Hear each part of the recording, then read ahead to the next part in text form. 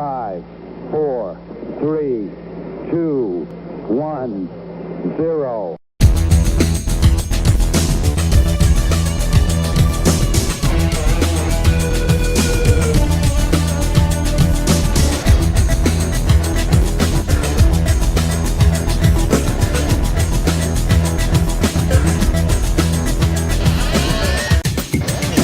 This is the Culture Clash. Liftoff. We have a liftoff.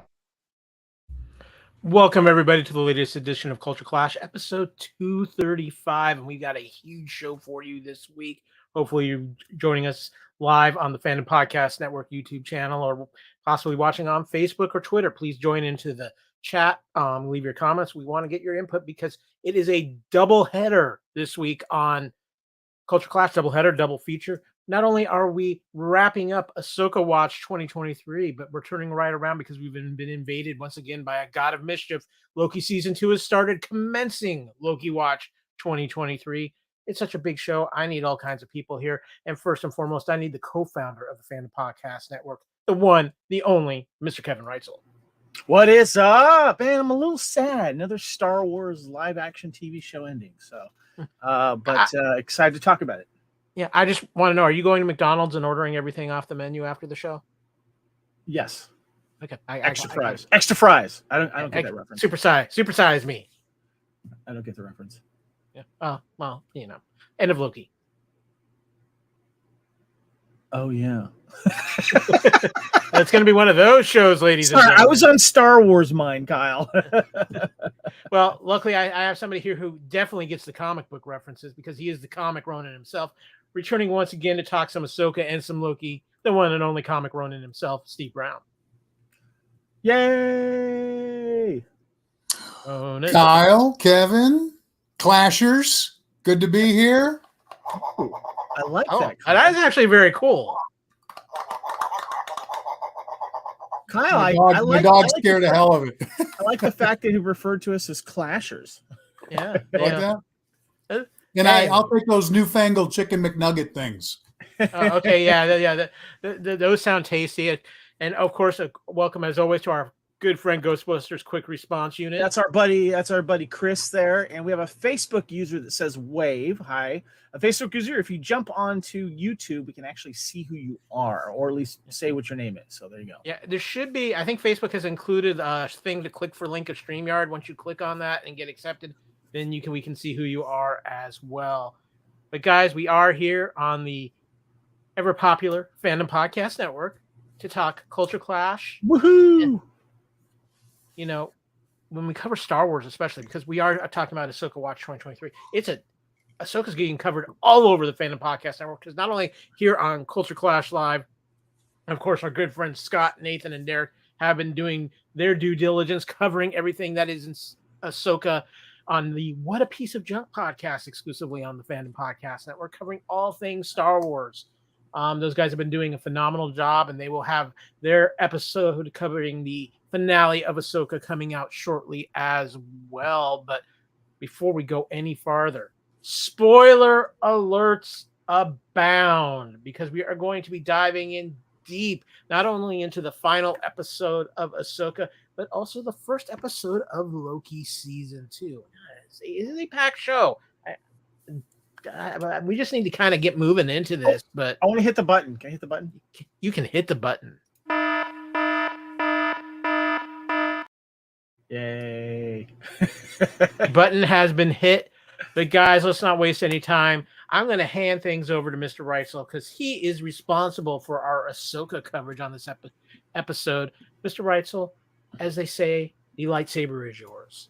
Nice. All right, and I'm rocking my Ahsoka t-shirt too, so I'm excited about that. All right, guys, we are talking about Ahsoka, the Jedi, the Witch, and the Warlord, the last episode of Season 1 of Ahsoka, Part 8.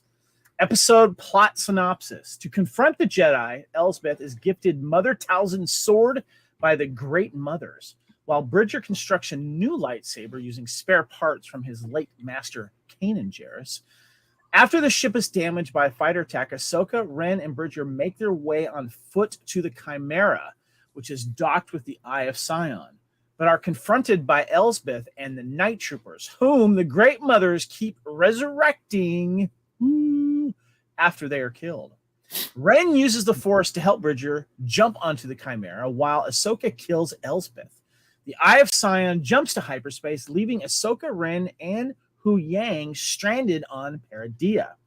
As Thrawn and the Great Mothers arrive over Dathomir, Bridger escapes and reunites with Syndulla and Chopper. Ahsoka, Ren, and Hu Yang join the Na'vi and make their new home on Peridea, watched over by Anakin's spirit. Hati joins the bandits, while Skull is guided to a mountain of the statue of the Mortis gods. All right, guys, let's get some first reactions here. Kyle. Well, Kevin, speaking of first reactions, I wanted to throw this up there because Ghostbusters has got an interesting comment that I have seen some mixed reactions on the internet. Was anyone else underwhelmed by the Ahsoka finale? So I enjoyed this episode very much. I thought there were some very cool moments in this. I don't want to say I was underwhelmed because I kind of knew going in that we weren't going to get a full resolution to everything that was going on in Ahsoka.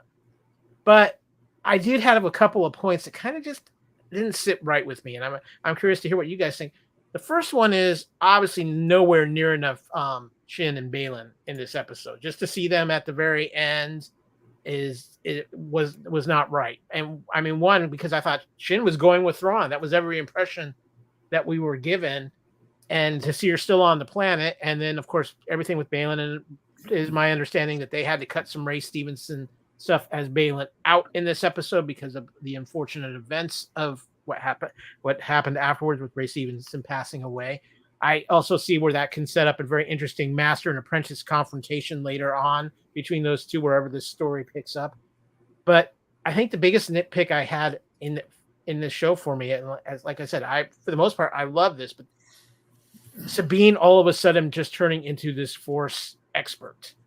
She summons the lightsaber to her, and then she's able to just Jedi push Ezra across this huge gap onto the Star Destroyer. I felt like that was like, okay, guys, what is it? The flood, you tune into the Force once and the floodgate just opens. That kind of goes against everything we know about somebody learning how to use the Force unless their name was Grogu.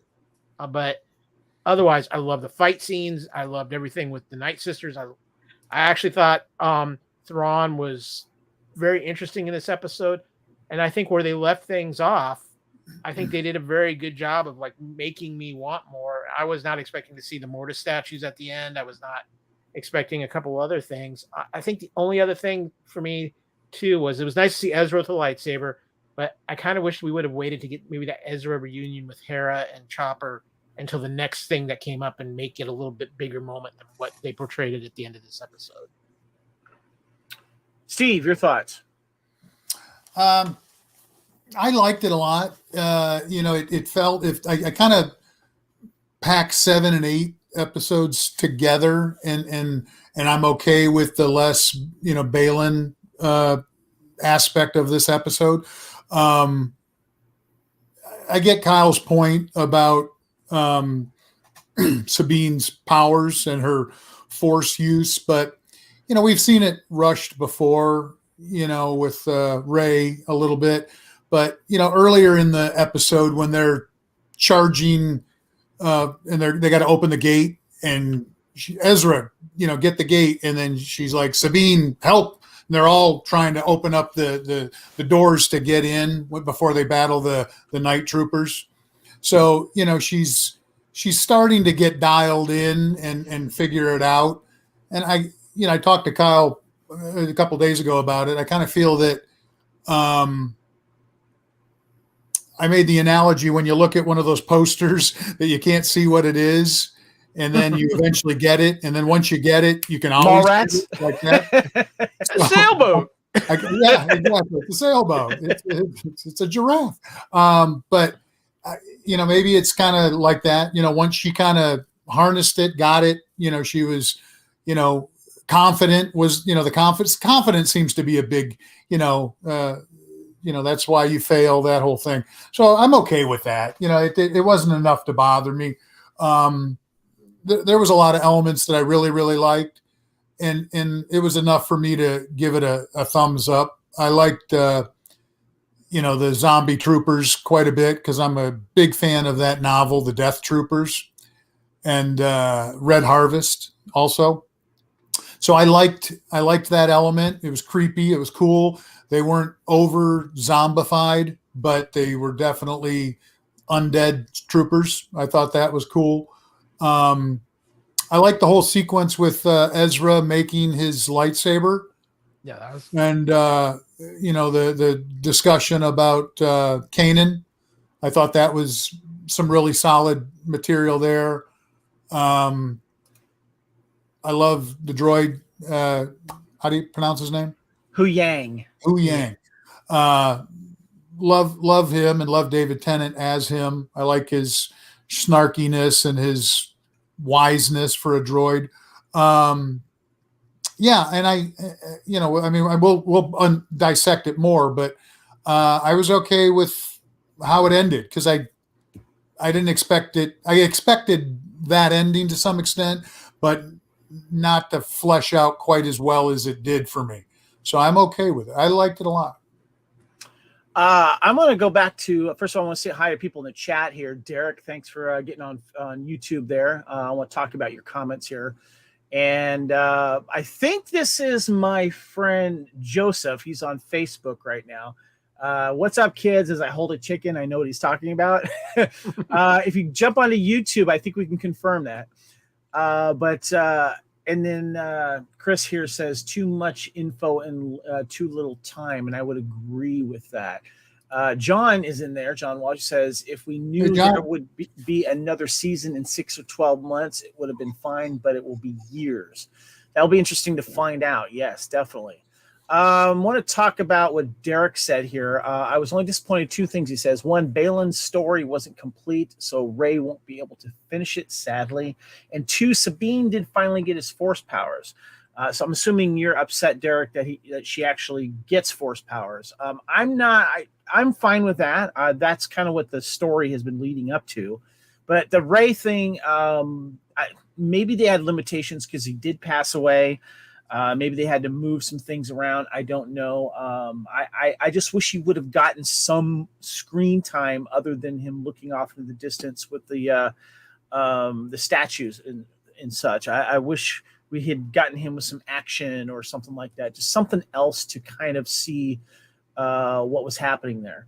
I would to quote Chris's thing. Yes, I was underwhelmed a little bit. I did want a little bit more. The thing, I'll be honest with you too, but before I go into the next thing that was my one kind of big disappointment with it, was I just want to say that it was okay. I enjoyed it. It obviously is moving to the next chapter. I was expecting kind of how it ended for the bad guys to get away and the good guys, to most of them anyway, to be kind of stranded. But I just want to say overall through the whole series, I was underwhelmed by Grand Admiral Thrawn as a total. I'm used to him back in the old Thrawn, book days. That was the Thrawn I remember, and he was a badass. He was calculating.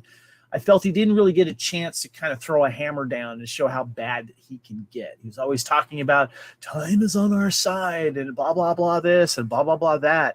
I really wanted him to give a really good tease on how menacing he can be, but we're going to have to wait for that.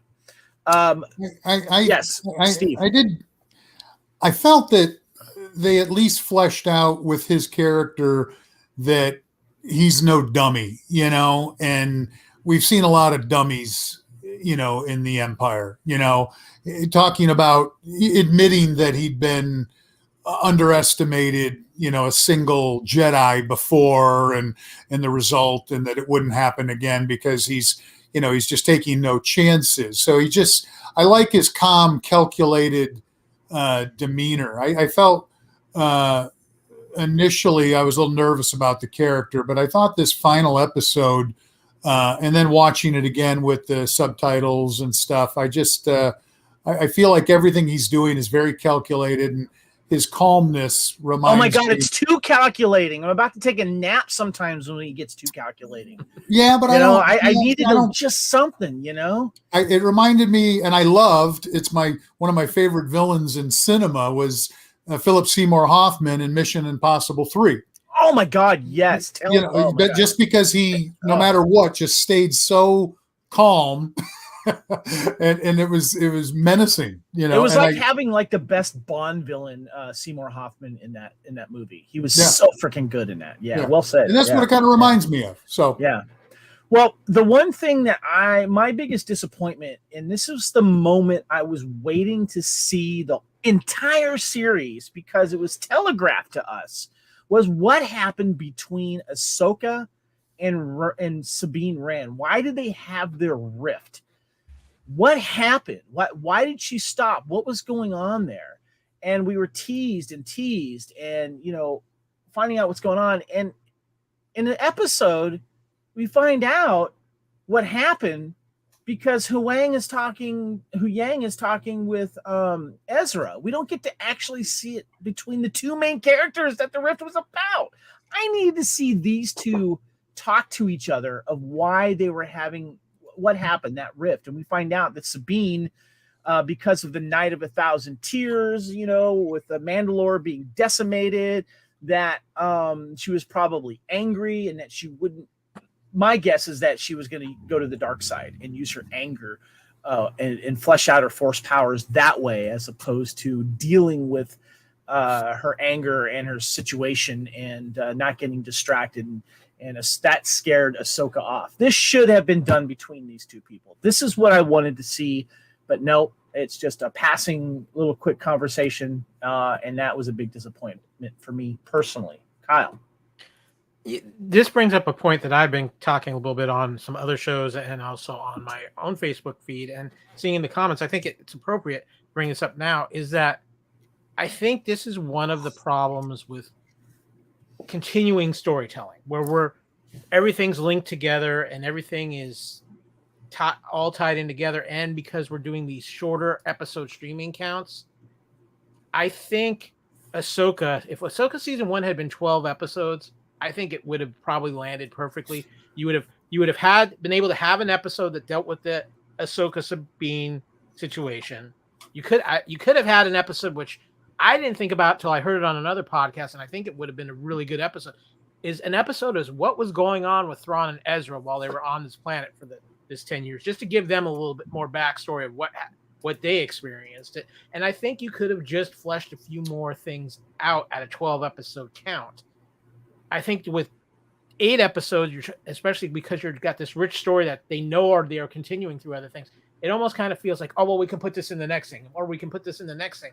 And then when we get to this finale, it doesn't feel like a finale because it technically isn't a finale. It's just a continuation. We know we're just continuing on, whether it's Ahsoka season 2, Skeleton Crew, the Filoni film, whatever's coming next. And so nothing feels like it's coming to a conclusion until we're just waiting for what I'm quote unquote and calling now the end game conclusion, where everything's building to this one huge big thing instead of making it feel more like a true chapter in something, where that chapter kind of ends. Maybe you have 1 or 2 little dangling plot threads, but you have major dangling plot points at the end of this season, when at this point there's talk of season 2 happening, but it's not official. And we know that they've started writing it a little bit. Filoni has something scoped out, but it is going to be a 1.5 to 2 years before we could see a season 2, with the time it takes to film it and do all the effects. So I think there is something to be said that we need to be getting more back into making a season and trying to have that story there and quit trying to say, oh, well, everything that's this is going to lead to the big thing later. Steve, your thoughts on Kyle's comments? Yeah, I'm mixed because I'm not getting any younger and I want as much Star Wars content as I can get. Right. I don't. I'm sorry. That just struck me like, holy crap! I'm getting old too. Yeah, well, I don't. People bitch funny. About oh, it's oversaturation. To me, there's no such thing with Star Wars. Again, it's like pizza. There's no such thing as bad pizza. The concept of pizza is amazing. So, That being said, I get frustrated when I see that, we're going to have to wait this long, but usually there's something to fill these gaps and these voids and build the anticipation, and time flies. It'll be here like that.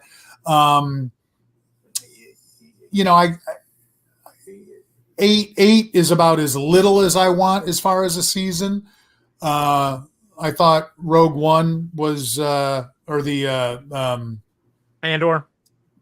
thank you, was a little bit better and a little more fleshed out with the dialogue and drama and things like that. Some people felt it was too slow. I don't have a problem with that.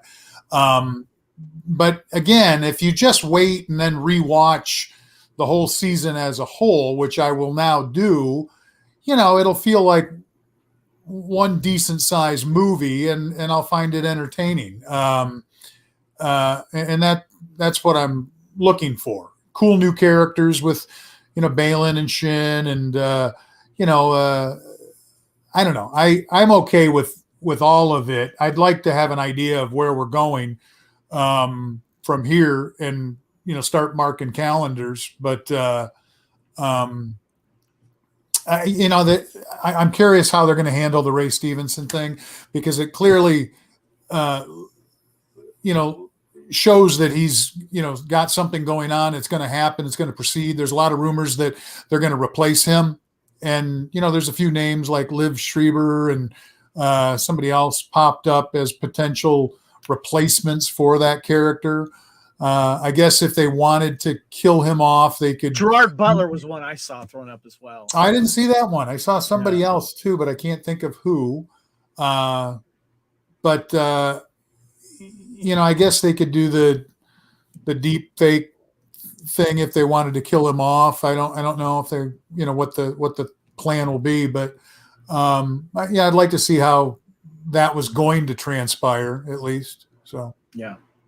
All right, guys. Well, before we get into our topics of the show, I got a couple little bit of trivia for us here.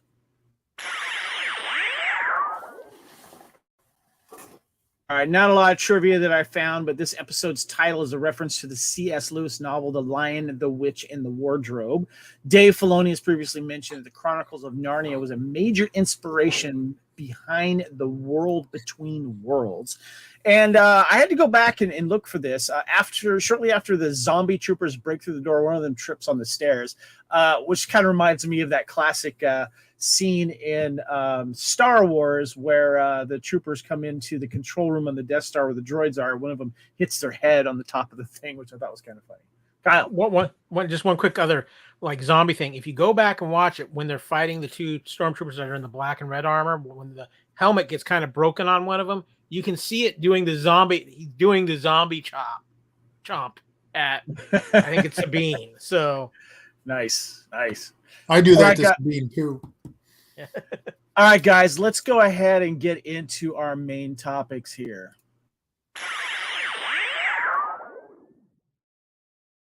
All right, guys. So, topic 1, Blade of Talzin. I was kind of excited to see this here.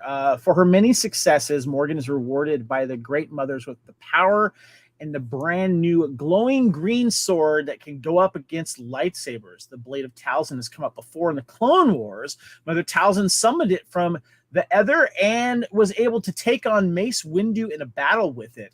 I vaguely remember this, but I thought this was a cool scene. I'm like, oh, that's going to be able to fight a lightsaber. What'd you guys think of this, Steve? I thought that was super cool. I didn't catch what they had called it until I rewatched it with the subtitles, and I didn't have a chance to look it up where I'd seen or heard that before. I didn't remember this sword in Clone Wars or Rebels, but I thought it was cool. I loved everything with the Night Sisters and the mothers and Morgan. I liked when she got killed too, though. I enjoyed that. That was a good scene, definitely. Kyle, your thoughts on the Blade of Talzin and Elsbeth finally getting elevated to the Night Sisters, but it didn't last long. Well, as far as Morgan goes, I think this was kind of set up for how it was going to go. I mean, Thrawn basically made her a sacrificial lamb for his And ultimate she goal. realized that and went with Yeah. it. And that's kind of, you talk about Thrawn doing things, and I know he's badass, but that's kind of like, oh yeah, that's a Thrawn move right there. Everybody is a pawn to Thrawn to get, as long as he's getting to his master goal. Thrawn pawn. But to see see the blade again, which we hadn't seen since Clone Wars, and to kind of have some really good fight scenes with it between Ahsoka and Morgan was really well done. And I'll be curious to see if this blade makes a reappearance again, because it's the Night Sister. So you would think at some point they could just summon it again from wherever it is. And I'm gonna kind of put this out. I know we'll get into it a little later, but I think before this whole thing is all said and done, we're going to see a lot more Night Sisters than just the 3 that went with him to Dathomir. So, yeah, you know what's funny is one of my favorite books, it's a guilty pleasure book, is The Courtship of Princess Leia, where the Night Sisters are first mentioned.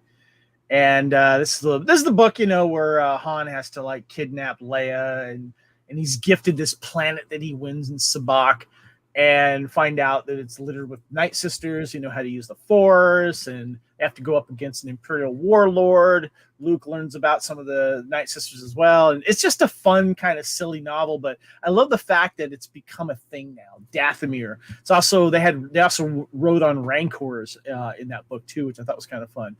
But shout out to Diana Lee Inosanto, who plays Elsbeth here. I thought that she was great.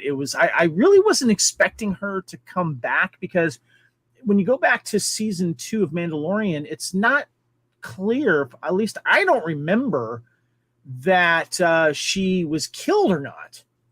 And so when you find out in this that she is captive, I love the fact that she came back and she got to fight and show some of her true skills. I thought that this was really, really cool. So, all right, guys. So the next thing is topic 2 is Huyang, Ezra, and Kanan. We see Ezra and Huyang attempting to build a lightsaber. Huyang is annoyed because Ezra's system is a disaster, but he insists he knows what he needs and has been taught how to build a lightsaber already. Of course, Huyang and then gives Ezra that part that belonged to, of course, Kanan, and we get a little kind of backstory there. That was kind of a cool little scene. I was just happy that Ezra didn't deny a lightsaber this time. He's like, I'm going to build one. And I love that we saw that scene there. Steve, what are your thoughts on this? I felt exactly the same way. I was really glad to see him let Sabine keep that lightsaber, him quickly bang out a really solid lightsaber, and then use it. I thought, the actor that played Ezra did really well.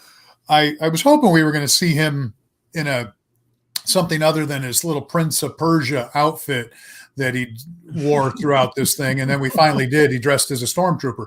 But I was hoping to see not necessarily the little orange jumper that he wears in Rebels, but, I don't know where he was going to actually obtain it other than maybe on Ahsoka's ship there. But, something maybe a little more stylized, maybe come out with the beard gone. That being said, I thought the actor really portrayed Ezra very well, and I thought his voice was really appropriate to the character, and I think he did very well. But yeah, that scene alone was one of my favorite scenes in this episode. Kyle, what about you, man? I absolutely loved it. I love it. Kanan is honestly one of my favorite characters. So any reference to him, I'm down for. What I find very interesting with this, and I'm curious if either of you two noticed it, because I talked to some people afterwards, and they were asking me if I noticed it, and I had. In the beginning, when Ezra's building his lightsaber, and Huyang understands that that Kanan was his master, he's like, "Oh, okay." So, and he pulls out the piece that it was exactly like the top piece of Kanan's original lightsaber, and says, "Yes, Kanan had me save another one of these, and this is perfect for you." However, go to the end of the episode when we see Shin, when she approaches the bandits per se, and she holds up her lightsaber, and it's the first time we've really gotten a close look at her hilt. The top is Kanan's top. It's the same top as Ezra's lightsaber. So that begs the question: if there was only 2 of those in existence, did she somehow get pieces of Kanan's original lightsaber? Has this been confirmed somewhere else, Kyle, other than your observation? I've seen several chats about it, but nobody's actually full out confirmed it or denied it. So if anybody out there in the ether can look at that, real quick for Ghostbusters Quick Response Unit, Ezra's original lightsaber, which was like the gun and lightsaber, got destroyed in Rebels, and then he gave Sabine his lightsaber before at the end of Rebels, and then when she tried to give it back to him, he didn't want it back. He said, "I gave it to you; it's yours." So I kind of missed that gun lightsaber. That was pretty cool. But just real quick too, while we're on this subject, I got to shout out David Tennant as Huang. He was one of the highlights of this season. He was so good. I loved how he portrayed as the droid, as his character coming over from Clone Wars, and actually with his bluntness, almost also being the voice of reason in this season of Ahsoka too. And I'm glad he survived through it, because there was a point there where I was like, they're not going to take him out, are they?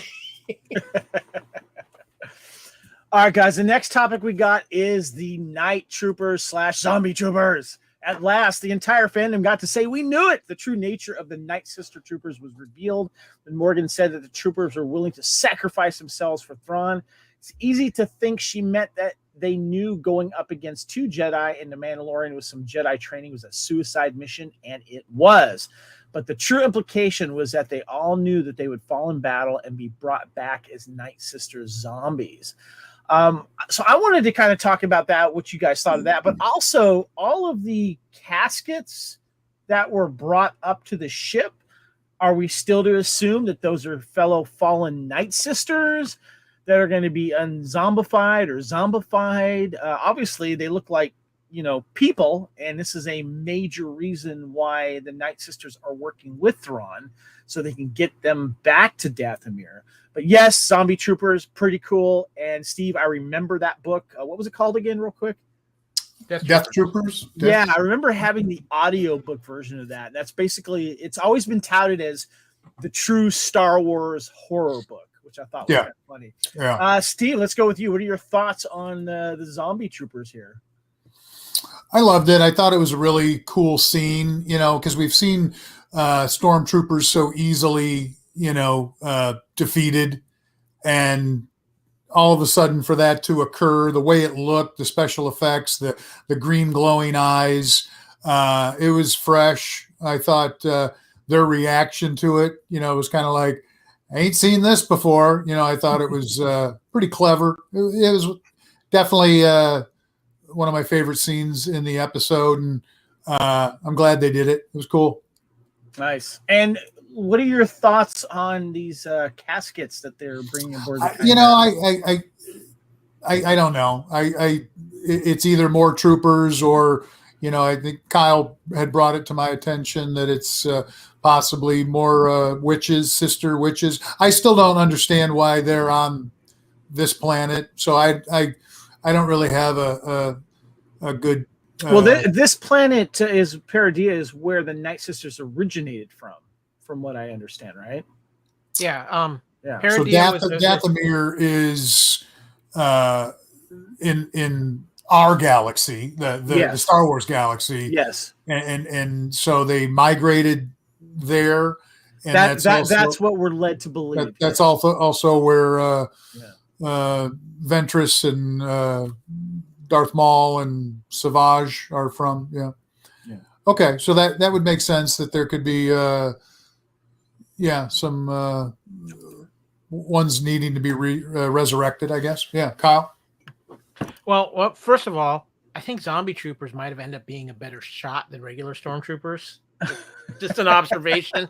But as far as what you're talking about, Kevin, with the Night Sisters, and is it Troopers? Is it Night Sabers? Probably a little bit of both.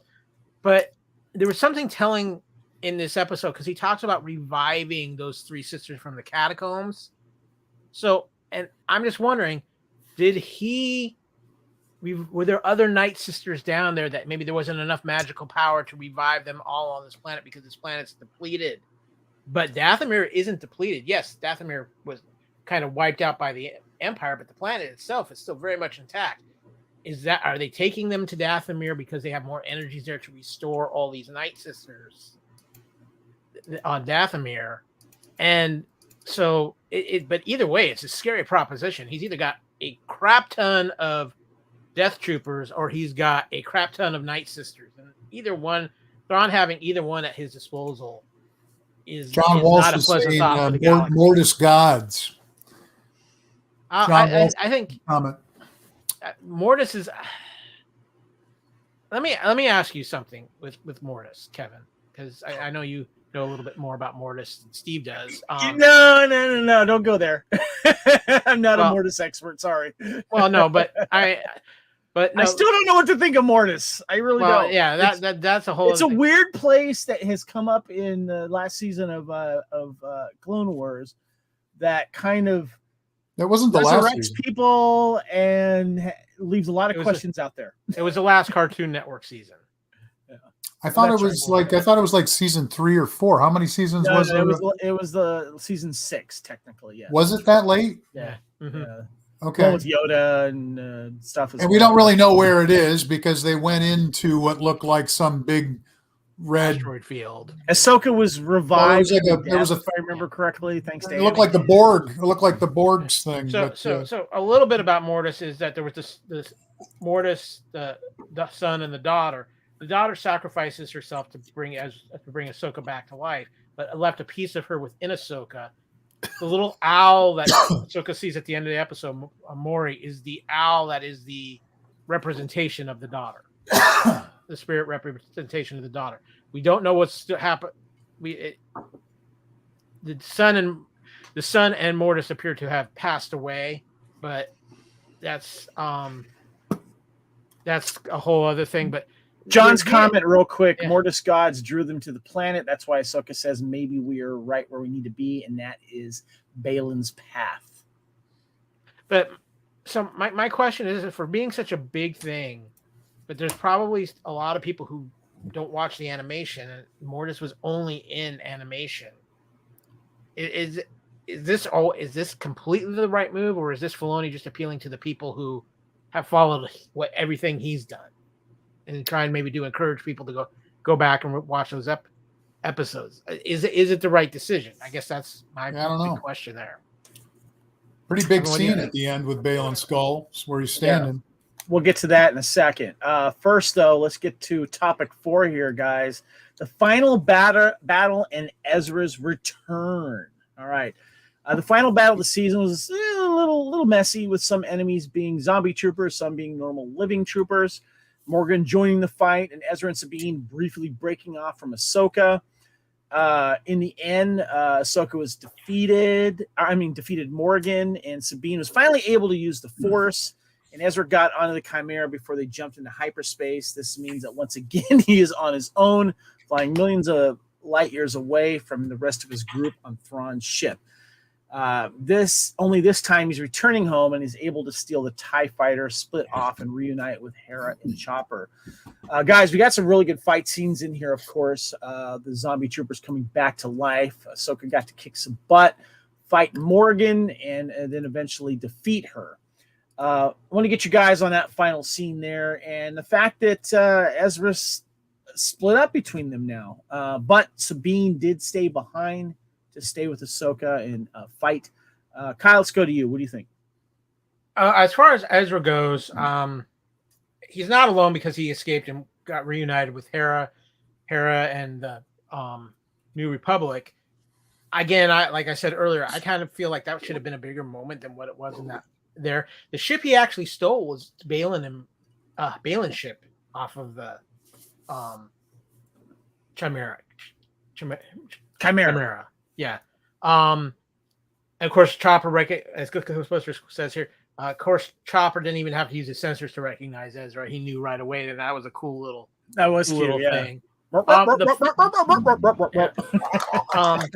Yes, exactly. The fight scenes themselves I thought were pretty good. I know that a lot of people have actually had some knocks on this show about the fight scenes in them. And I kind of look at that kind of, again, I think we're a little spoiled by watching Ahsoka fight so much in animation where there's a lot more freedom I thought the fights, especially here, these are some of the better fight scenes of this season, and they had me pulled right in during them.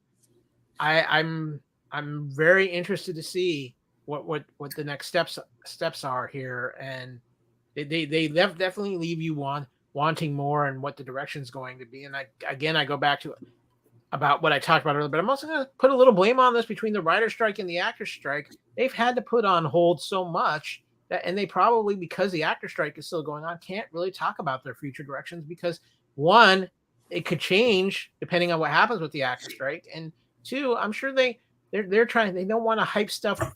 It seems like they're kind of getting out of the mold of hyping out stuff that's going to end up being 2 or 3 years away. It seems like they want to focus on stuff that's going to be a little bit more immediate. Yeah, Steve, your thoughts on this whole action scene at the end here and our heroes splitting? I thought it was another great scene, and that's why there's enough in this episode for me to give it a big thumbs up. I liked the action sequence. There was just a moment where we thought that Sabine might have went with Ezra because that was kind of the plan. But the fact that she had stayed to be with her master and help Ahsoka after they had a conversation earlier in the episode about Ahsoka having Sabine's back no matter what. I thought it kind of came full circle, and I liked that. It's interesting. I don't know where we're going to go from here. I would have kind of liked to have seen a little bit more with Ezra, putting on the stormtrooper armor and where he hid and how he snuck to the ship and got out without detection. That was a little rushed. I would have enjoyed seeing some of that because he was so active with sneaking around and kind of stealthy stuff in the cartoon Rebels. So I thought would have been kind of cool to see him slinking around a bit on Thrawn's ship. But so I thought that was a little bit of a missed opportunity for that character. Other than that, nobody was going to be surprised when that ship landed and Stormtrooper came out, but it was still a cool moment. I want to comment on Chris's comments here. Our Ghostbusters quick response to it, saying it was an interesting choice that the stranded characters got home and the rescuers got stranded. I thought that was kind of a cool little twist. I was kind of expecting that to a certain degree. I was hoping we would see Zeb show up at the end, but I thought that was a big missed opportunity there. I love the fight scenes. I did like the zombie stuff. I was kind of curious because when you see Ezra take that the corpse to steal his outfit, I guess I was kind of wondering, like, man, is that pretty stinky? Is that what the zombified was? But it does leave a little bit to the cliffhanger, which I thought I was fine with. And as mentioned earlier, I love that Chopper recognized Ezra. I wish Ezra would have shaved off his beard though. I'd like to see what that would look like. Maybe he will going forward. I don't know. The casting though, I thought was good. Leading up to it, I was not disappointed with that. I did want to talk about the end guys here. Obviously, what's next? What's up? We leave this season, and Sabine, Ahsoka, and Huyang are still trapped on Paradia. Thrawn and the Great Mothers are approaching Dathomir. Shin seems to be looking for Balin, and Balin is standing on a mountain with the Mortis gods carved into it. Unfortunately, fans had hoped that Ray Stevens' passing and that Balin's story wouldn't end on a cliffhanger, but there he is, literally on a cliff. Kind of want to get your guys' thoughts on that. I had mentioned earlier, I was hoping to get a little more action with Balin, a little more action with Shin, maybe. But no, we didn't get that. So, Steve, your thoughts? Well, I think, Shin was just looking for an opportunity. So she's, going to hang out with this clan of marauders and probably be their dragon queen with her abilities. She needed to find refuge, I guess, on this planet if she's going to be stuck there for ever or for a length of time. Balin kept alluding to the fact that we keep just repeating this same cycle. So clearly he has knowledge of the whole Mortis, situation, place, whatever, that. So maybe he feels that, if Anakin didn't want to take that job, maybe I'll take that job. He kept talking about trying to find balance, and he presented as not Jedi, not Sith. So he's views himself as balanced.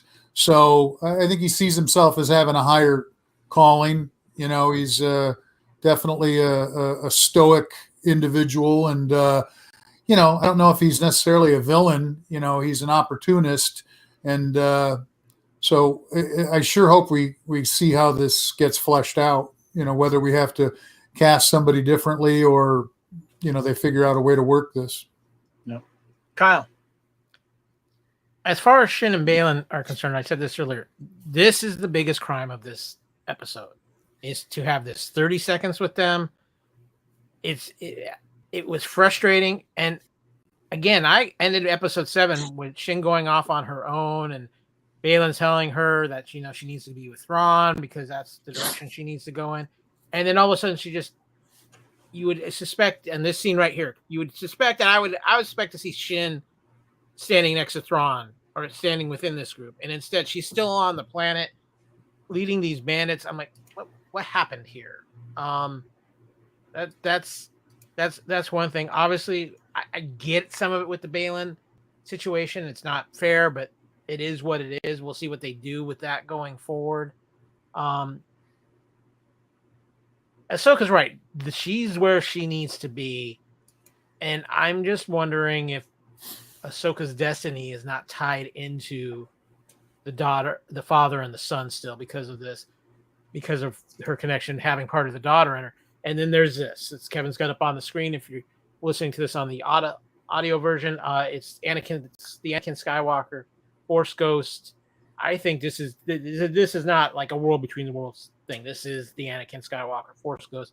And I truly believe as a Force Ghost, we have not seen the last of Anakin Skywalker in this situation. I think there's more he's got a much bigger role to play going forward with story, whatever direction it's going to take. And I think that's going to be something very interesting in how it's going to play out. Steve, what are your thoughts on the use of Anakin Skywalker in this series with Hayden returning? A lot of people really like the, episode 4 or 5, where we see the flashback in the young Ahsoka and Hayden Christensen returning as Anakin. Ahsoka looking back on that. What are your thoughts and how this ended with Anakin Force Ghost hovering around here? I was pleasantly surprised. I'd heard the little rumors and buzz about Hayden Christensen appearing in this show, and I thought it was just solely going to be kind of flashback. But we got some really cool new stuff. I like the flashback stuff we did have with the young Ahsoka, and I liked the young Ahsoka. I thought it was well portrayed. Ending like this with the Anakin Ghost, Force Ghost here, maybe this is our little trilogy of the Father, the Light, and the Dark. Maybe it's Anakin as the Father, Ahsoka's there as the Light, and Balin's going to take the Dark to create this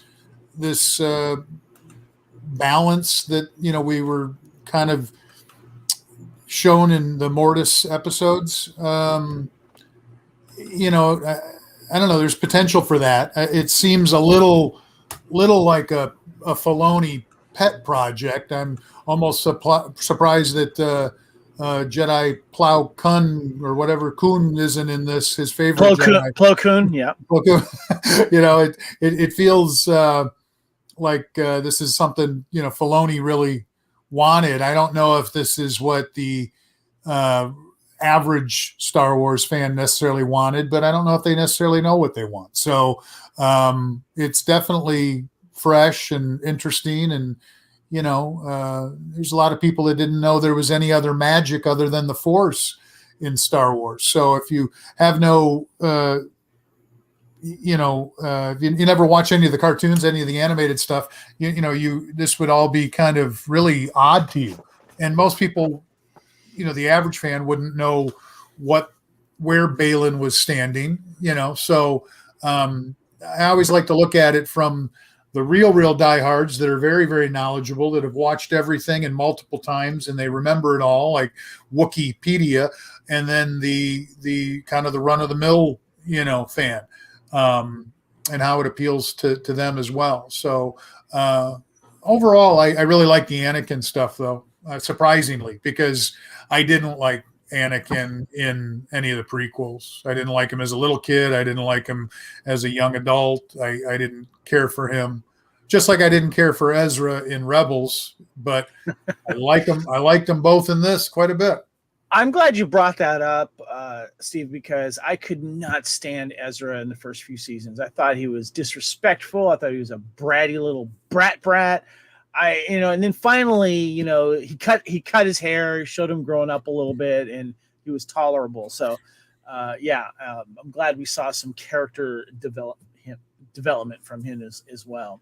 All right, guys, as we wrap this up, I want to kind of get your guys' thoughts on how this series total has sat with you, and going forward, leaving on a cliffhanger here. We don't have any confirmation, as I know yet, that we're going to get a season 2 of Ahsoka to kind of bridge the gap, because I find it very hard to believe that we wouldn't get anything more until this supposed Dave Filoni / Filoniverse movie that happens. I believe we're getting a Mandalorian season 4. Of course, we get the other shows that are coming in to kind of fill in the gaps. Are they going to use these other shows, whether it's Skeleton Crew, to fill in the gaps, because we're not going to get a season 2 of Ahsoka? Questions. Where do you guys feel that we are with this? Do you think that we should get a season 2? And your overall thoughts on season 1 here, Kyle? We should the way this season ended, if they do not give us a season 2, it's going to actually be kind of scary, because then you're putting a lot to happen in that Filoni film. Or if we get Mando season 4, the only thing we know for certain right now is we've got Skeleton Crew coming, and Acolyte, and Andor season 2 coming. We know these movies are coming. We don't know when, because everything's still. The writers might be back, but the actors aren't back yet. So this is really kind of still putting a crimp into what's going to happen. But I really feel like there's too much story here that they need to do in Ahsoka season 2 before they get to Filoni's movie, because I just think there's too many points here that you could get. And even if we get a second season of Ahsoka, it's going to end on a cliffhanger too, because it's still all pointing to Dave Filoni's whatever. I'm going to just roughly call it Heir to the Empire film that he's planning. That's where all directions lead. So again, it's a matter of storytelling. If they don't do a season 2 of Ahsoka before that film, I think they're going to be trying to cram an awful lot into that film. Yeah. What about you, Steve? After thinking about it, I don't know if we necessarily have to have a season 2 of Ahsoka. I give it a thumbs up overall. Probably maybe a 7 out of 10, where I gave Andor a 9 out of 10, just so you know where I'm at as far as these things. And I agree with Ghostbuster. I absolutely love Mandalorian, but I love that world. I like kind of the underbelly, and I like the bounty hunters. And wait, there he is. Baby. Rocking the Duro right there. But if we could get the movie from Filoni late, Christmas 2025, early 26, and we got some content addressing the Ahsoka and that situation where she's at, and or lost. I don't know if they'll address it in Mandalorian. Skeleton Crew. I think they have a chance where they can, address some of this stuff like they did in Boba Fett with Mandalorian content, and have it lead up to the movie, give us a good solid 2-hour movie, and have it all come to a head early 2026. In the scheme of things, this writer and actor strike hasn't been that long. So let's just say everything's just delayed a year. That's not god awful. That's not horrible. So I'm optimistic that, they're fleshing this out. I sometimes feel a little bit like when Lost was on, and it felt like they were just kind of making this up as they went. And, let's put a polar bear in here. Let's put a smoke monster over there, and, and a hatch, and let's put some numbers in there. But, it sometimes feels a little bit like that. But this gives them time, or Filoni time, to really flesh this out, what the plan is. I'm sure there's an outline, but it still feels like if you're gonna do a big screen movie, it better be a home run, and there's a lot riding on it. So, but I'd be okay without a second season. I would love, and we should get a second season. I think there's a lot they can do to flesh out, because I find it hard to think that they're going to set up with the Night Sisters and Thrawn in Dathomir and really kind of reconnect with the Shadow Council of the Empire. I really think there should be a setup, like, a really heavy, seeing someone like on the on deck base there, get ready to pinch hit a home run or something. That's what I really feel like we need with Ahsoka. Well, maybe we don't see an Ahsoka second season. Maybe we see a Thrawn season 1. They can go a lot of different directions. That's not going to happen. I don't think that they would do a Thrawn TV series. I think they've announced what is happening, what's coming, but they just haven't said whether or not we're going to get one. A Thrawn season 2 would be cool, though, Steve. I would be all over that, because I would love to see how he gets back into the Empire and the remnants of the Empire going, yeah, Thrawn's here. Let's make this happen, and kind of fill in those gaps. Whether it's Thrawn season 1 or Ahsoka season 2, I think it should be Ahsoka season 2, because we need Ahsoka to also. I think a great cliffhanger for season 2 is Ahsoka, obviously already back in this Star Wars world and galaxy. I think getting off of Paradigm would happen during the show. I don't think they would wait till the end of the season of season 2 for her to and Sabine to get off there. But there's just too much, because their storytelling has been kind of choppy and they've left too many things out there. We need something more to be fleshed out, and I don't think it could be done if we just go directly to a 2-hour movie after Mando season 4. My personal opinion. So, all right, guys, that brings our segment of Ahsoka to an end. Ahsoka Watch 2023. What do our viewers think? Thumbs up, thumbs down? Yeah, let us know in the chat here, guys. We'll bring it up here and show you. But we have something else to share here, guys.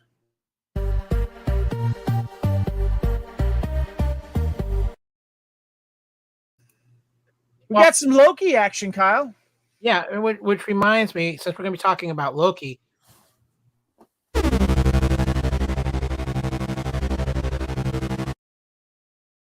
Oh, I see what you did there. Nice. It is True Believers time. We are doing a little house cleaning around the Fandom Podcast Network. And for now, because of a lack of Marvel stuff, we are more adding True Believers into Culture Clash so we can start Loki Watch 2023. It is a very interesting time in the MCU, to say the least. Loki premiered last night, and we are going to get into very deep spoiler warnings here as well. Kevin, you want to push the button? Oh, yes.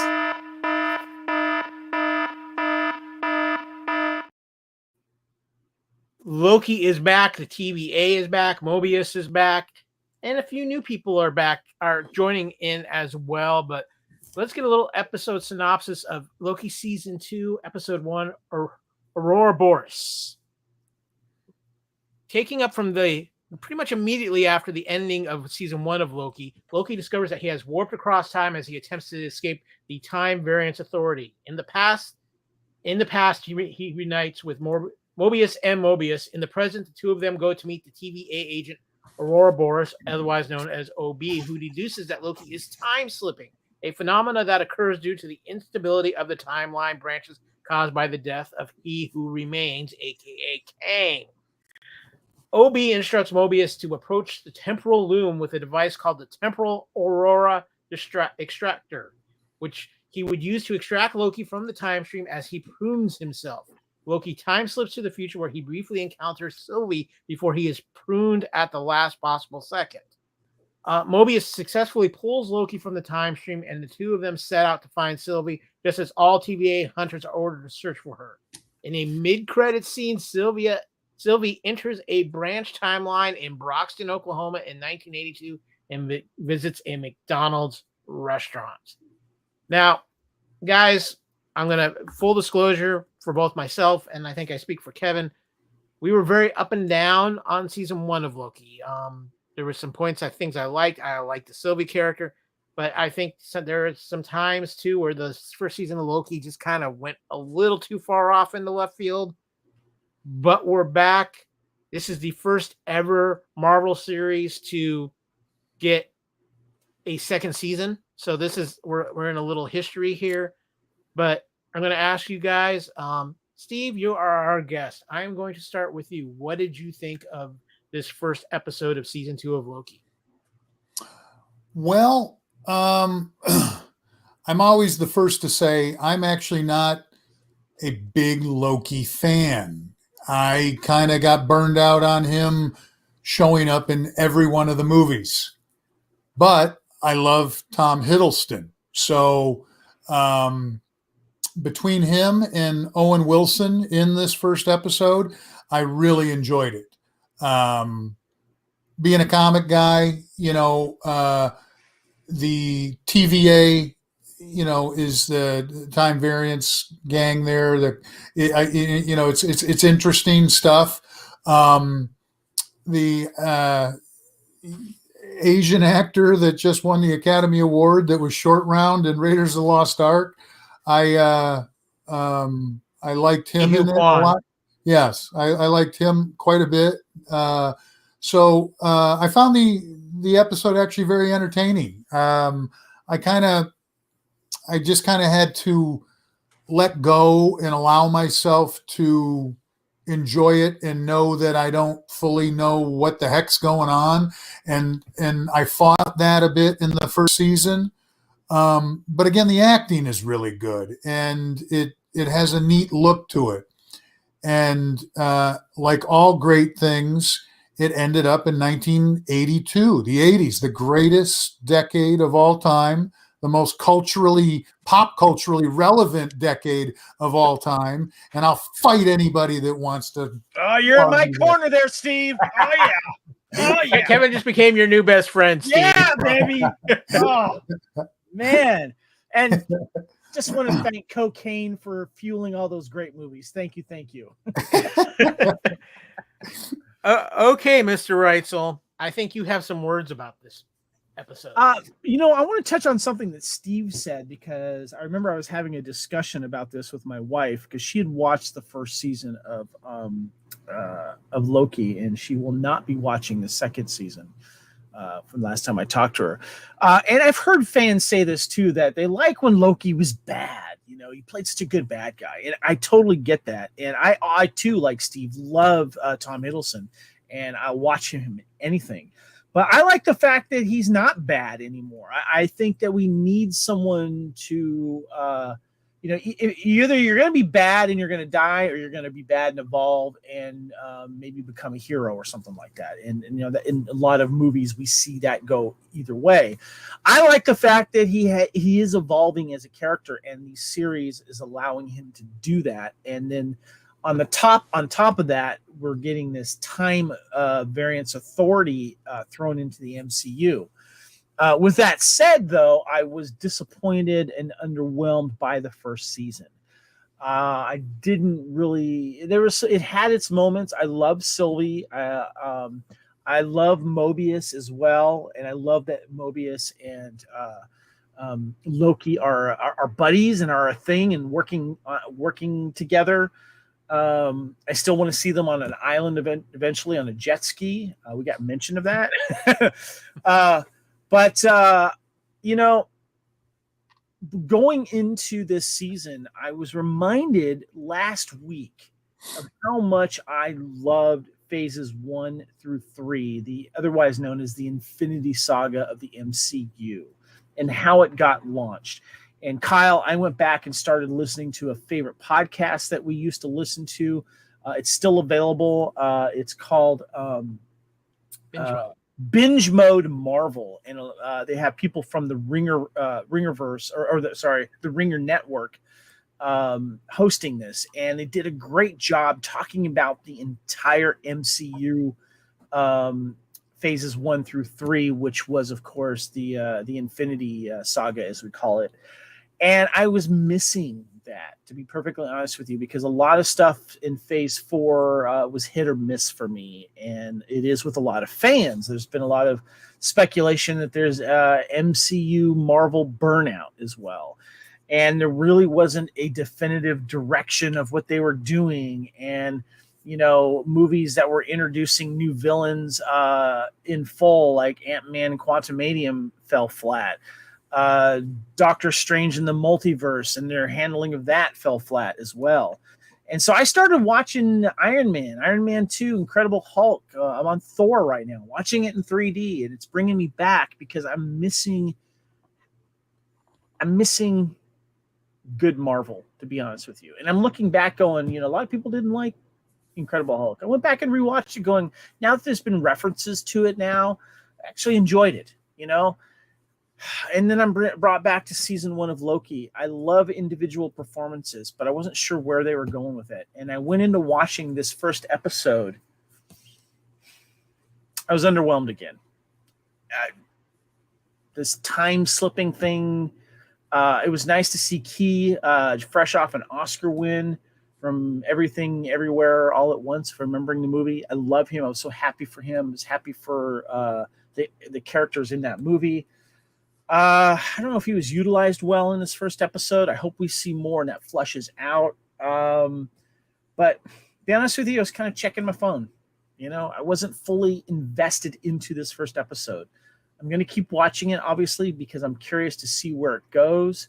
But it felt like not necessarily a bottle episode, but obviously it was all taking place in a few rooms. I wish they would have kind of gotten out more, shown more that way.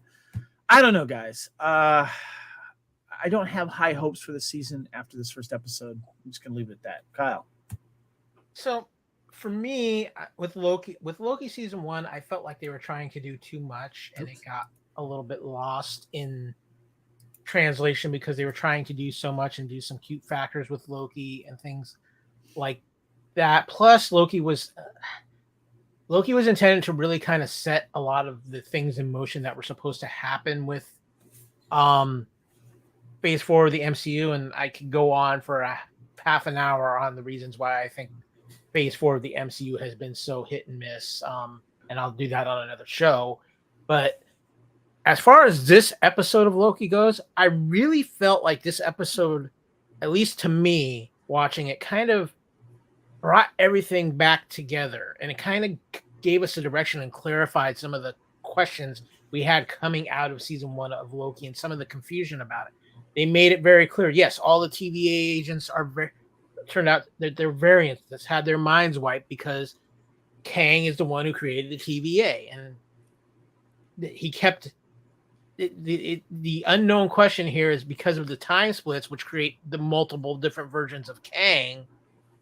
Is that a bad thing because that brings that war of Kangs back, and was the one who was killed at the end of season 1 of Loki, his death creating all these branches again?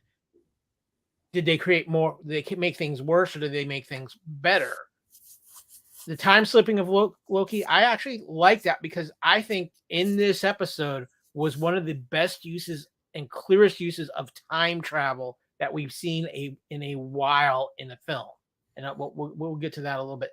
And of course, too, I think the other big selling point for me is the amazing chemistry between Tom Hiddleston and Owen Wilson. Those two play off of each other so well. And I think it's one of the things that highlights Loki, because I really think when you go back and you look at Loki, and it's something I think I kind of forgot about, Loki is not this big overall in the MCU show, even though the events that are happening in it have a big effect on the MCU. This is a character-driven show, and I think that we see that especially in this episode. And we'll kind of dig into some of those things when we get to some of our main topics. But first up, though, guys, we've got a little bit of MCU trivia involved Loki.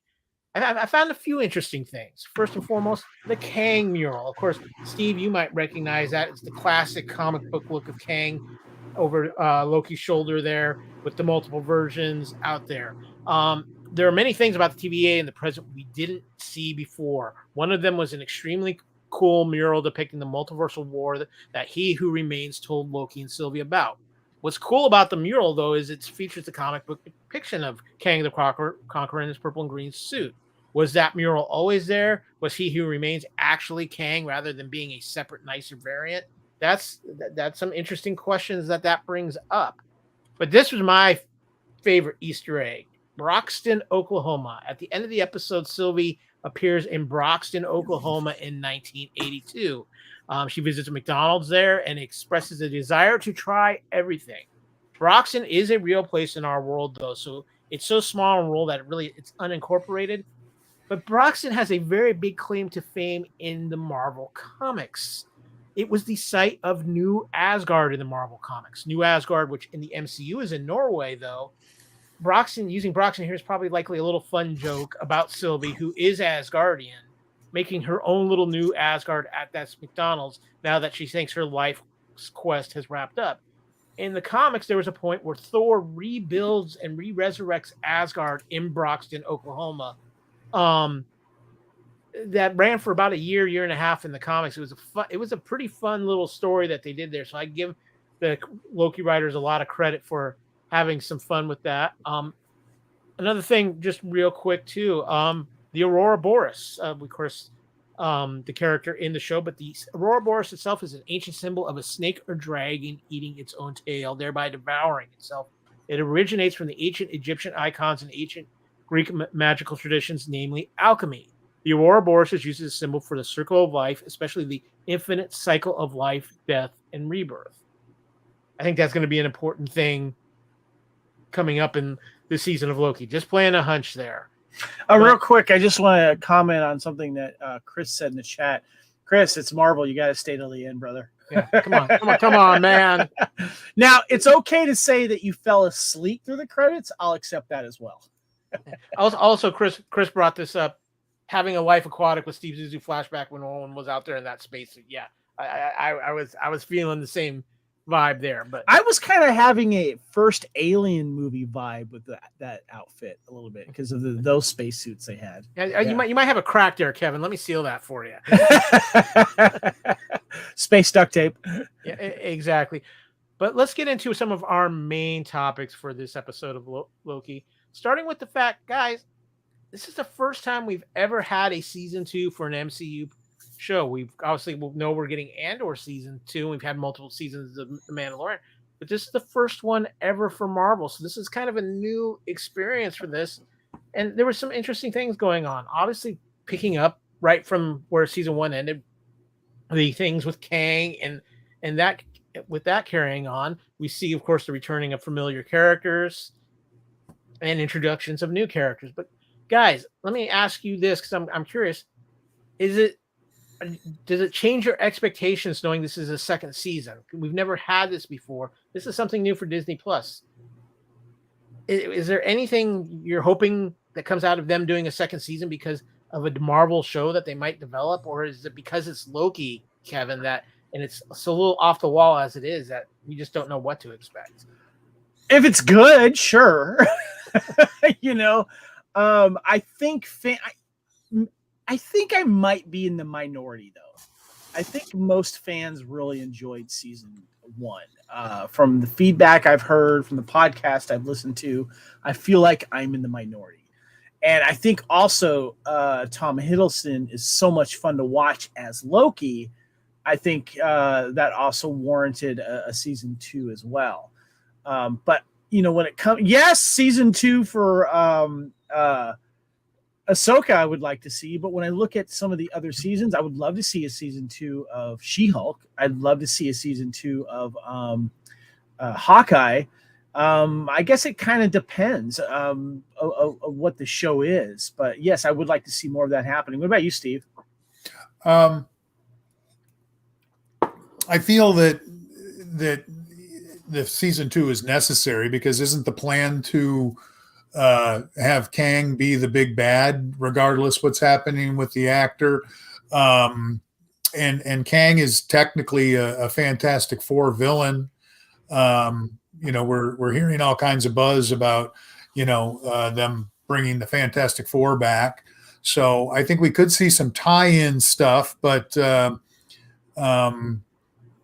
I think this is more than just kind of a random second season. I think there's there's a big plan to all this. So I don't, as much as I'd like to see a She-Hulk season 2, even a Winter Soldier, Falcon, Captain America, Winter Soldier, I'd like to see season 2 of all those shows. I liked them all, but I really liked Hawkeye a lot. And but this one, I think, is necessary for the direction they're going with the MCU. So, and it made me take notice and say, because again, I maybe Kevin and I are both in the minority that it wasn't really something I cared about, because again, I'm not really a Loki fan like a lot of people are.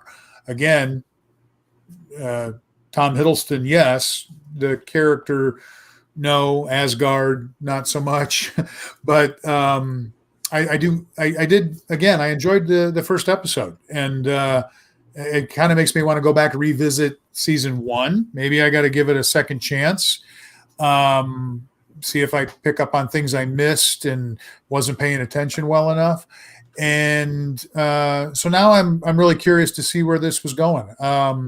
Felt a lot of like Tom Hiddleston just running around and twitching and freaking out, but I thought, the response to that, and Owen Wilson, Mobius's character, what he said about it, looks like you're dying and being born all at the same time or something like that. Horrible. And then there's that poor girl in the elevator, like, hey, tell him. What did you think? So there were some clever moments. So yeah, I think I'm actually now on board. So I think we're heading in a good direction. I'm optimistic about it. Well, topic 2 is Aurora Boreas, or in this case, the actual character of Aurora Boreas, played by, of course, the man who is on a roll like no other right now, Short Round himself, Ke Kwan. I love this character. I really loved his portrayal in this. He just fits into this world of this TVA and Loki and the craziness of it. And they used him, guys, in my opinion, one of the greatest time travel scenes ever, where Loki is time slipping and he's going back and forth to the present, but to the past too, and talking to him. And as he's influencing him, you're seeing in the past, you're seeing him now all of a sudden remember these things in the present. And I haven't seen a time travel thing do that so clearly and cleverly in a good while. And I thought it was an absolute great scene. I got a little bit here about Aurora Boreas too. Of course, when Loki and Mobius first arrive at RNA, he reveals that he hasn't had any visitors for 400 years. He spends all of his time tinkering with broken things. The work orders really pile up if I take a break, so I just keep at it, he says.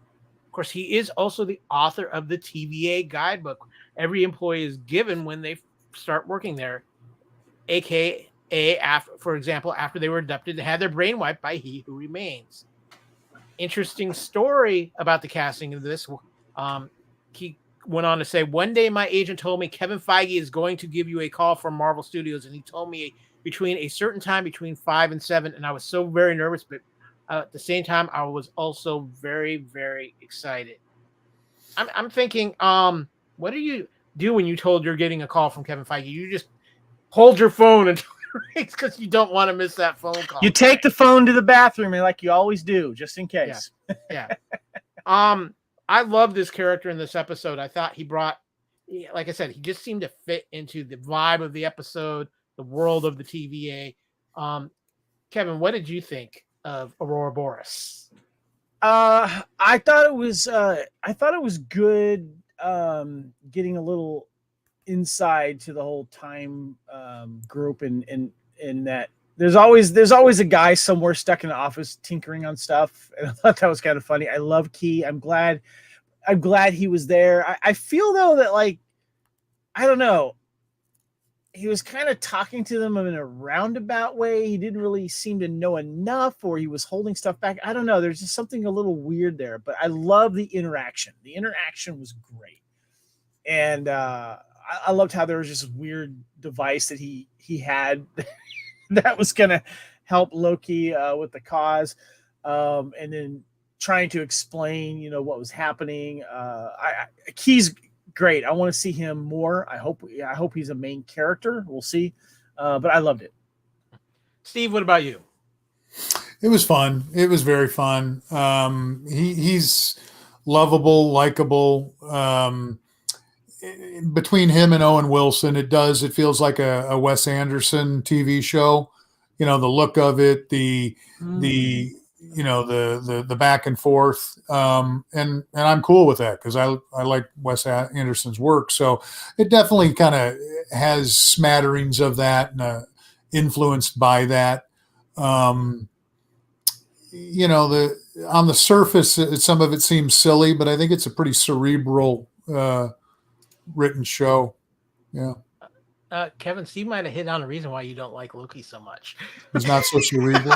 Do you have a problem with Wes Anderson? I am. Bottle Rockets is one of the greatest movies of all time. I am not a fan of him. I am not a fan of his style.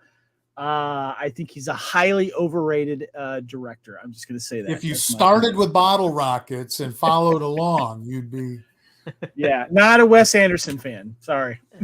Wow.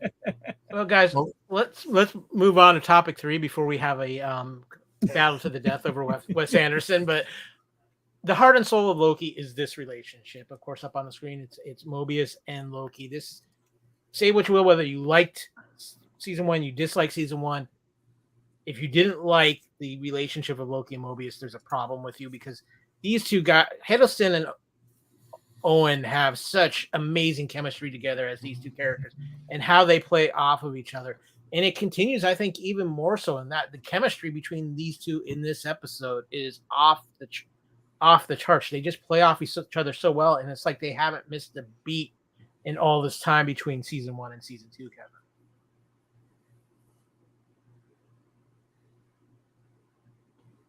But again, the comedy they play off of each other, everything that's going on. Steve, what about you? What do you think of this relationship between Mobius and Yeah, I said it before. I mean, again, I think you're dealing with two really, it's kind of funny. You have these two guys in the room with Key, and he's the Oscar winner. I mean, you got two, in my opinion, really heavy hitter actors here. So it seems very fluid. And I guess that's why I'm kind of changing my thinking on it. But I mean, it's I don't know if I want to necessarily refer to it as like a buddy film vibe. I think it feels more than that. But it definitely, there's a synergy. Kevin, I do have an important question for you. First of all, nobody does a wonderment face like Owen Wilson. That's. But would you rather have your skin peeled off or be turned into cosmic spaghetti? Yeah. Regarding Owen Wilson and Tom Hiddleston here. This is the reason why I'm watching the show. These two guys here. This is what keeps me tuned in, because I would like to see them together eventually in a film. I hope we get that. I would love to go to Dragon Con or some other convention and get a photograph of these two together. We get right in the middle there. I want to hang out with these guys as characters and as actors. I think this is a great casting between these guys here. And I really, really think this is what makes this show interesting. Yeah, I agree. I think it is definitely the heart of the show. But that's not the only thing that makes this show so interesting, because the breakout character of season 1 was Sylvie. And we don't see her much in this episode. We see her briefly right before Loki gets pruned by somebody mysterious, which we still need to find out about that, who pruned Loki. But it's obvious they're setting something up that might even be bigger for Sylvie this year than it was in this season than last. I mean, at the end of the episode, we see the TVA sending out the army basically to go after Sylvie. And of course, then in the after credit scene, we see her arriving in Broxton. And we know McDonald's will be playing a big part, at least in probably at least one more episode from what we've seen in pictures from Loki season 2 a while back. But Kevin, they're shaping up big things again for Sylvie, and I think it's what makes the character so fascinating, because there's just so much to her we don't know yet.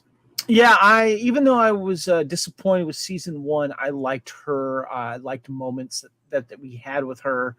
I guess I wanted to, I don't know, maybe I just wanted something in a little bit different direction, but the whole thing with Jonathan Major's character was the thing. Everyone loved his reveal at the end of season 1, and I'm going to be completely honest with it. I hated it. I did not like what we got from that character. I didn't like that variant version.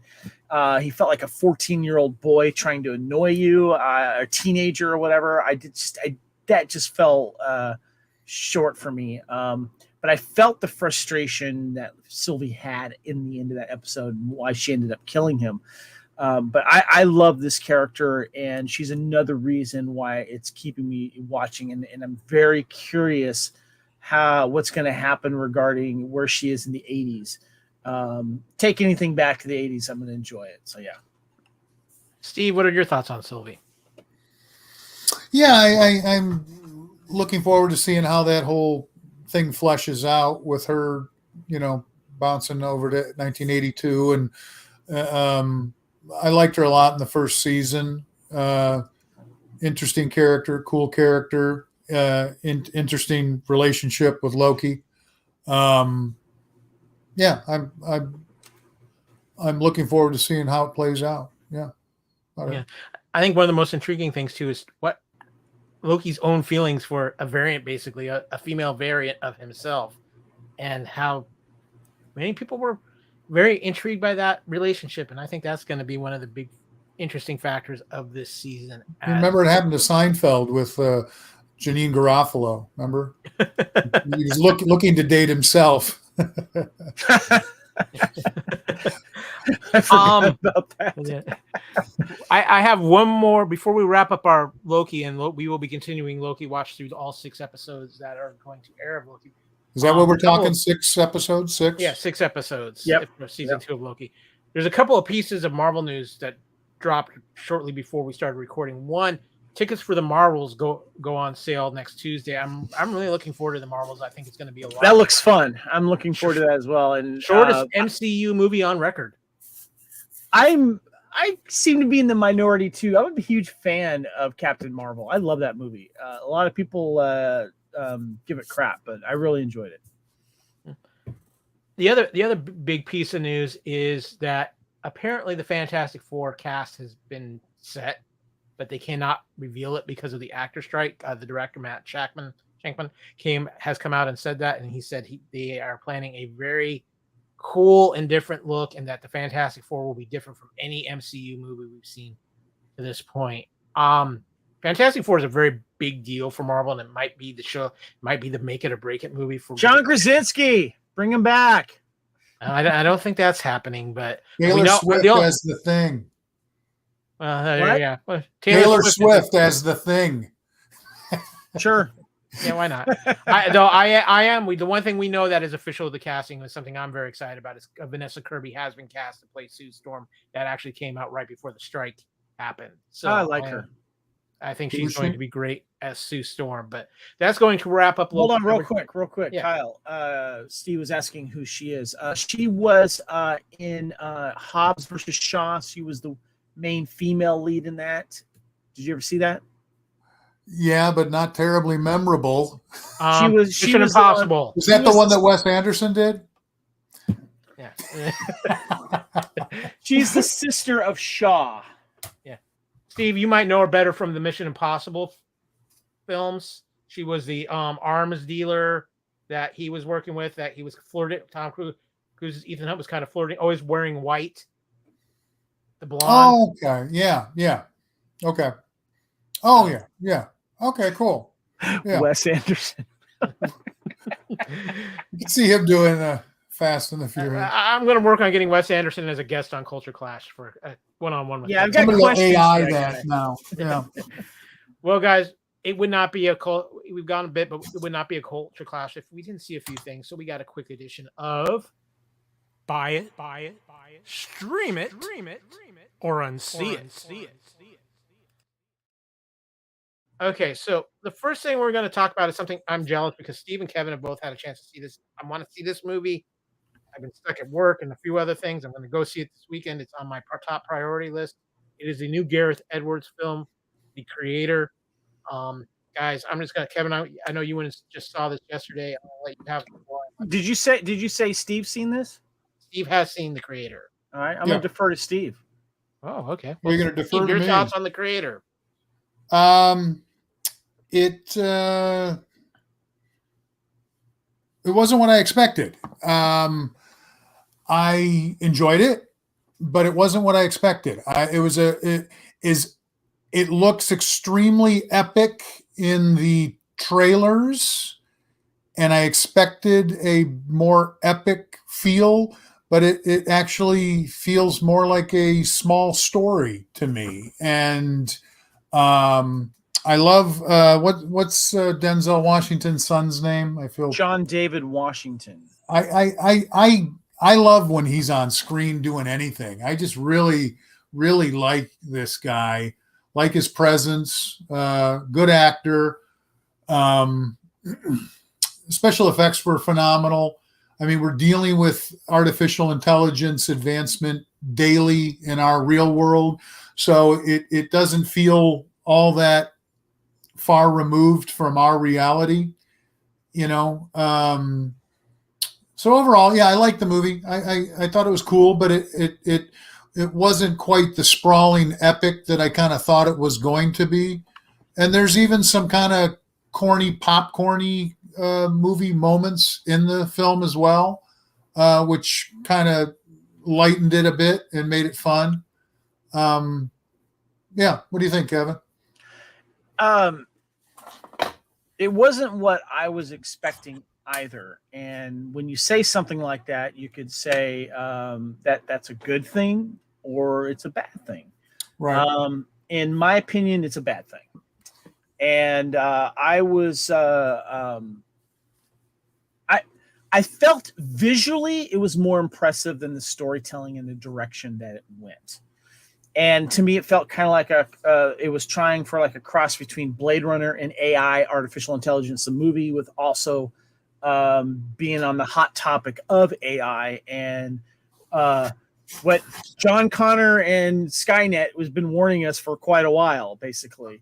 Because if you see the trailers, you notice that the AI detonate a huge nuclear explosion in Los Angeles, and the threat of AI and robotic emplacements in people becomes a thing. Whether you lose an arm or a leg, you get robotic replacements. And our lead character, John David Washington, who's Joshua, has a personal loss and also loses some limbs, and he gets those done. But also in the future, people get these AI and robotic implants as well.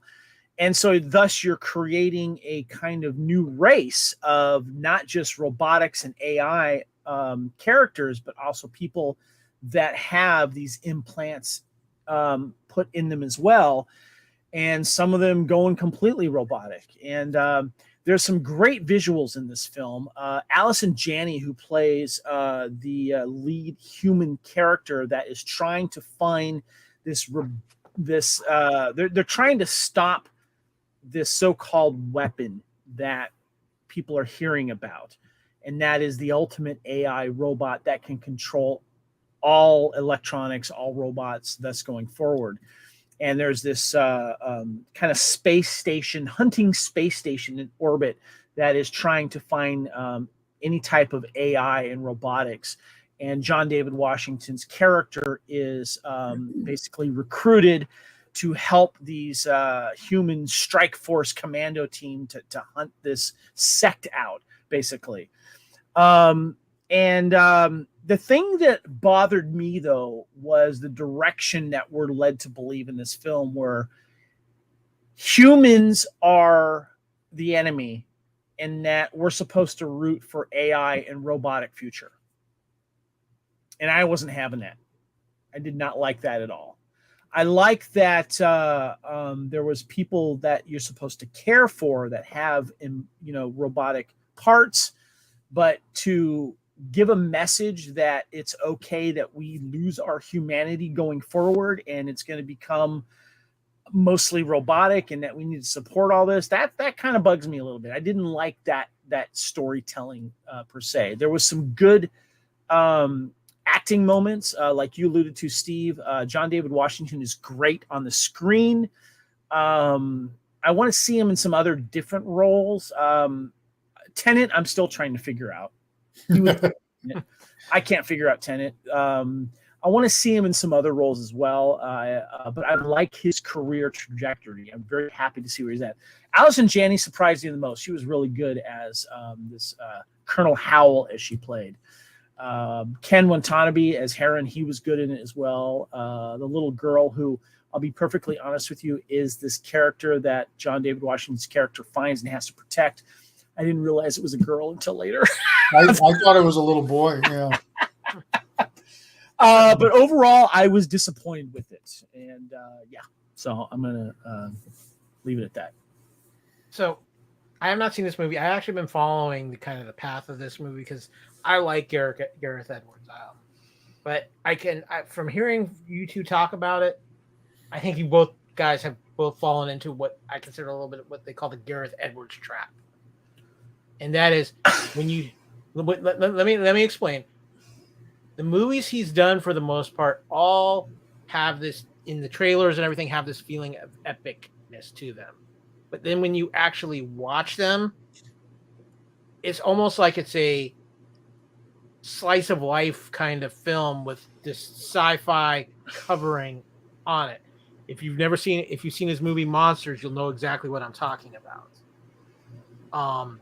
You kind of see it a little bit, and even in the Godzilla film he did in 2014, where he tries to put more onto the characters and the actual sci-fi elements of it. What I like about his style, though, Kyle, he's got this kind of grittiness to it, and this visual, like visually, it's engrossing what he does. It's more about this, Rogue One was fantastic. I think that's his pinnacle, to be honest with you. But I think what falls short for me and the creator is the message behind it and the plot and storytelling. That's where it falls for me. So this is what I will say, because as much as I like Gareth Edwards, visually I call him a little bit in the Zack Snyder category. Visually, a stunning director. The visuals that he does are amazing. But yes, he needs a little help on the writing side and with his storytelling and things like that. But I'm looking forward to seeing this for the visual aspect of it. I'm curious about the story myself. I kind of knew going in I was not expecting this like super epic sci-fi experience, but I'm curious to see where it's going to go. Okay, so we need to give our judgment on this. Steve, is this a buy it, like go into the theaters, buy it, maybe even buy it on physical media or download it, a digital copy later? Is it a stream it, wait for a streamer, watch it when it's available on a streamer, or unsee it? That's tough because, it is nice on a big screen, and visually it is really, really cool. But walking away from it, I don't think it's a very memorable movie. I do give it my Steve thumbs up, but not terribly memorable movie. So I would say stream it. That's a great point because, Steve, I always kind of judge films on rewatchability, and I don't know if I would rewatch this film. If there was a IMAX theater near me where I didn't have to drive almost an hour south, I would have seen the IMAX. A friend of mine, Blair, saw it in IMAX while he was on vacation in Singapore. He's a huge fan of seeing things in IMAX. I am as well. I would have done that. But looking back on it, I'm right in the middle there. Like if you want to see really good visualization, okay, see it in IMAX. Otherwise, nope, I'm going to stick with wait for a streamer. Fair enough. But we do have one more thing to talk about, and I'll give my thoughts on the creator once I've got a chance to see it. But we got a spin-off show from The Boys, Gen V. The first 3 episodes dropped a week ago. From all the creators of The Boys, I watched the first 3 episodes. Steve, I know you've watched this, Kevin. I know your lovely wife. Wait. You said, Steve, I know you've watched this, Kevin. I have not seen it. Yeah, that's what I was going to say. I was going to say, I know your lovely wife, Erin. Erin has seen it. Yes.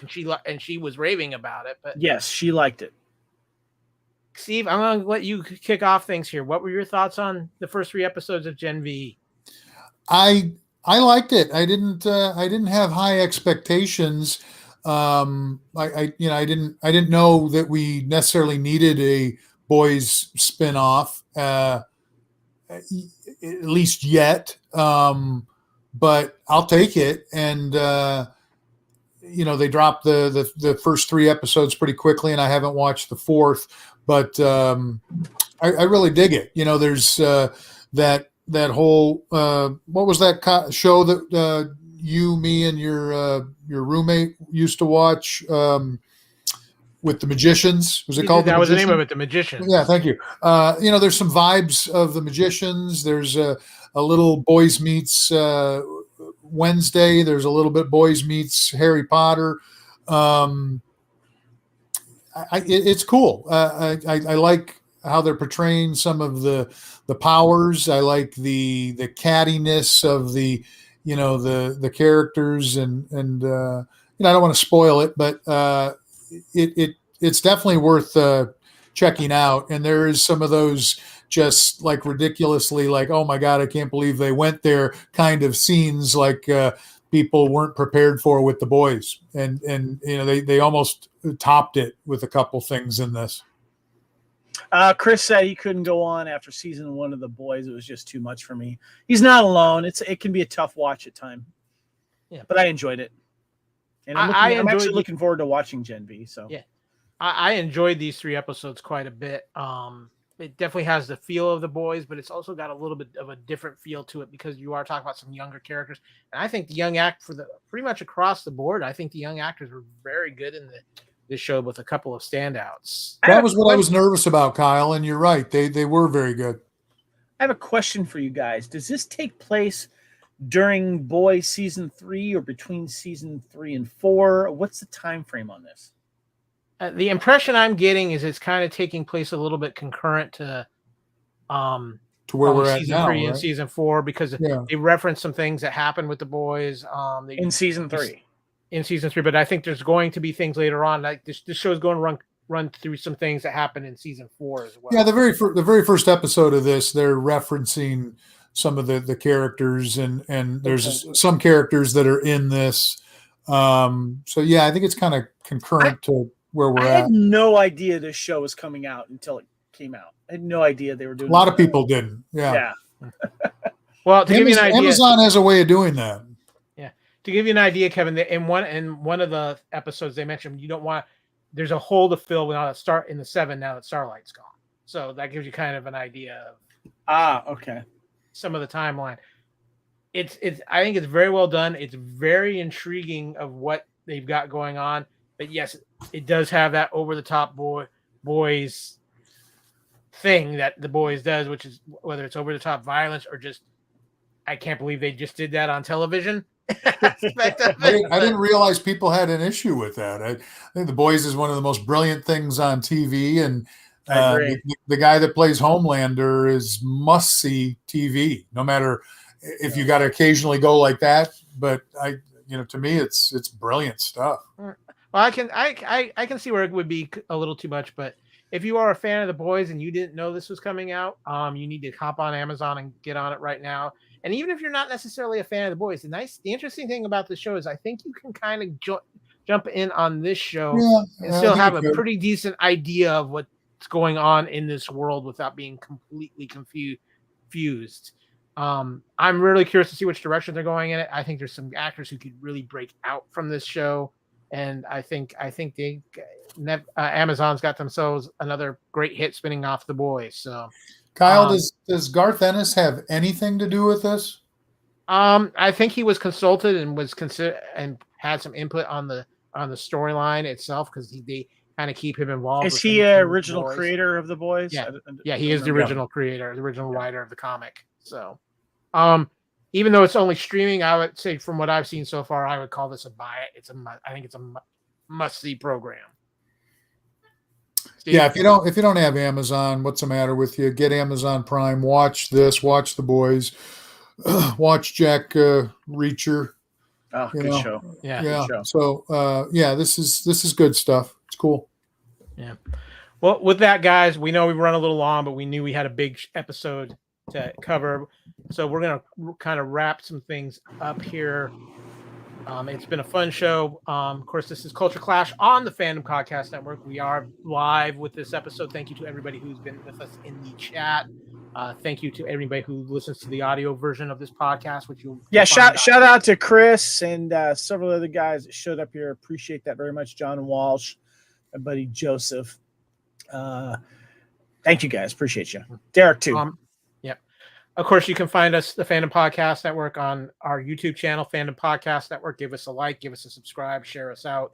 You can also find all of our podcasts at fpnet.podbean.com or any of your major podcast catchers from iTunes to iHeartRadio to Spotify. If you want to contact us directly, you can email us at fandompodcastnetwork@gmail.com. You can also find us on our great Facebook page, Fandom Podcast Network, and on Twitter at FanPod Network. I'm Kyle. You can find me on Twitter at AKyleW or on Instagram and Threads at AKyleFandom. Kevin, where can people find you on the socials? Threads, Twitter, X, Instagram at Spartan_Phoenix, and of course on the Fandom Podcast Network and the True Believers Facebook group. So yeah, check it out. And of course, as far as our guest, you can find this guy at Comic Ronin on Instagram. Where else can people might find you on social media, Mr. Brown? That is currently about it. I'm on Facebook, but I don't really, it's just kind of, I'm barely on it. Instagram seems to be kind of my home. I have the podcast, Steve and Cheeky Pints, Everything Cool podcast. Cheeky Pints right here. Hang on. Here's Cheeky Pint. Our viewership just skyrocketed right there. Just knocked over my drink. Are you done podcasting? I need pets. Yes. So we banter back and forth. She rolls her eyes a lot, but yeah, Stephen Cheeky Pints, Everything Cool podcast, and Instagram. Hit me up on Instagram. It's mostly comic book related, pop culture stuff, fun music, lots of 80s. Stuff like that. That's it. Cool. Good to have you, man. Good to see you, Steve. Yep. Good to be seen. So Great seeing you. Welcome back, Kevin and Kyle. Always a pleasure. Yeah, always. We got to catch lunch sometime soon. The new Twin Peaks opens up this Monday. Yeah.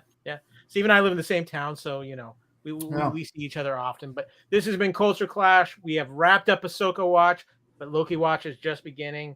And you know what? We're getting into an interesting time at the Fandom Podcast Network. I just want to throw out a couple of other good shows we got. We're covering Star Trek Lower Decks on Union Federation. Our good buddy, the Lethal Mullet, has just thrown out a bonus podcast covering the Continental from the world of John Wick. We will be talking about that on Culture Clash ourselves very soon.